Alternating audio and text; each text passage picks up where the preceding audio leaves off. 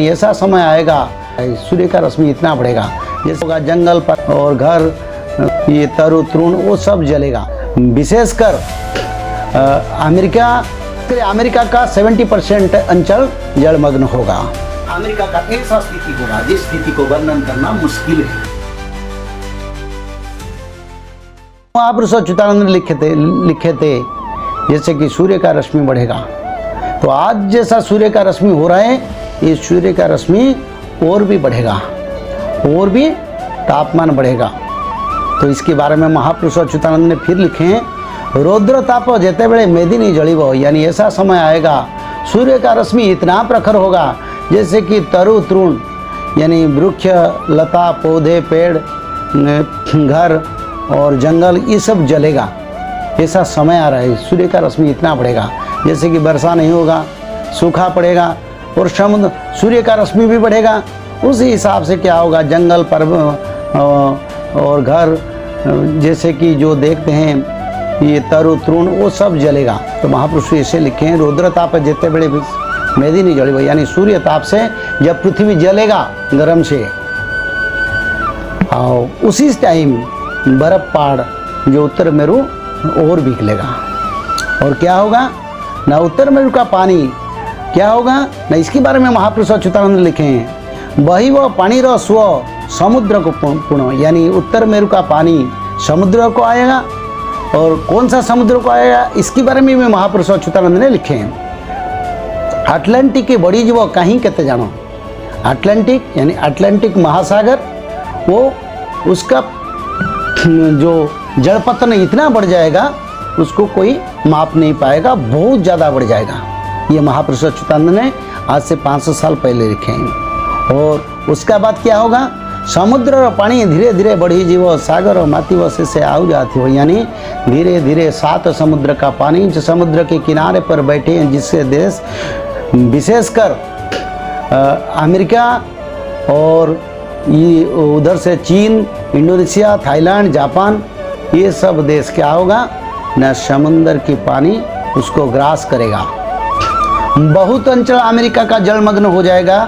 तो उसके बारे में महापुरुष अच्युतानंद में ये मालिका में लिखे हैं। और क्या होगा ना, अनाऊ कहीं जल माड़ी जीव, माटीर लक्ष्य फुट ऊपर रहिबो, यानी ऐसे चाहते चाहते ये समुद्र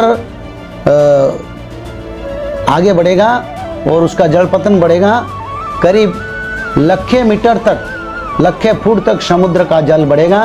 कहीं तबाही करेगा तो कहीं उसको बाढ़ से भसा, उसको सफाई करवा देगा।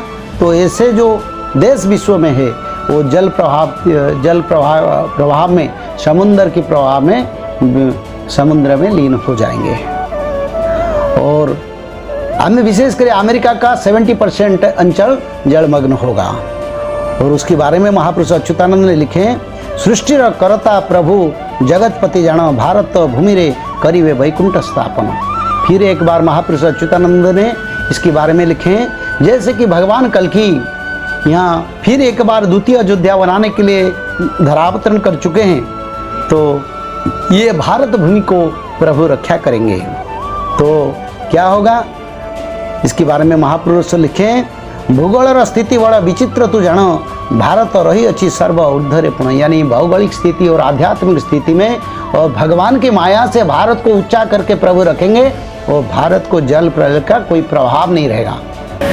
और महापुरुष अच्युतानंद ने अपना गुप्त खेदा मालिका में इसके बारे में संपूर्ण लिखे हैं। अमेरिका यूरोप महादेश जानो, स्थिति हराई बतार विषाक्त पवन।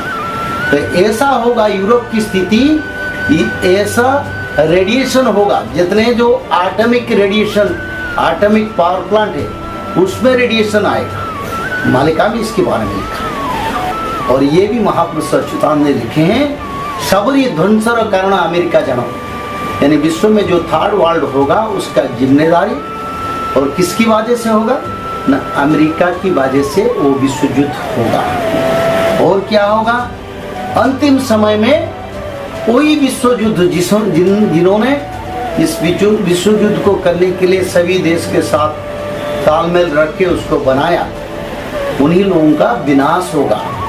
और महापुरुष अच्युतानंद ने लिखे हैं, ये अमेरिका का ऐसा स्थिति होगा जिस स्थिति को वर्णन करना मुश्किल है। ऐसा स्थिति को वर्णन नहीं कर पाएंगे। दवाई का जो अंतिम, दवाई का जो महाविनाश अमेरिका में नहीं होगा, क्योंकि कोई करता है तो उनको आता है। पाप उल्टा आता है, कभी सीधा भी आता है। तो धर्म हमेशा ही सुरक्षित है। और आज का स्थिति को अगर हम अनुशीलन करें और पर्यालोचना करें, विचार रखें, तब आप लोग उसमें अच्छी तरह से समझ पाएंगे। अभी कलियुग का परिसमाप्ति हो चुका है।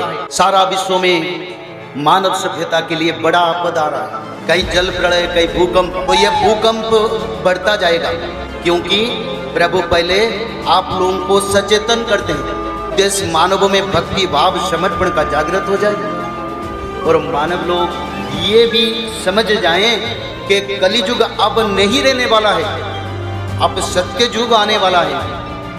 तो हमको क्या करना है, कैसे हम सत्य युग का मानव बनेंगे। तो सत्य युग का मानव बनने के लिए रोज त्रिकाल संध्या, श्रीमद् भागवत महापुराण पठन, 16 नाम 10 अवतार, दुर्गा माधव स्तुति, माधव नाम भजन, जो मनुष्य लोग इसको करेंगे वही लोग सत्य युग के मानव बनेंगे। और सत्य युग के मानव बनने के लिए हमको ये करना जरूरी है। दुनिया में एक ऐसी कोई भी मानव जीवित नहीं रहेगा जो त्रिकाल संध्या नहीं कर रहा है।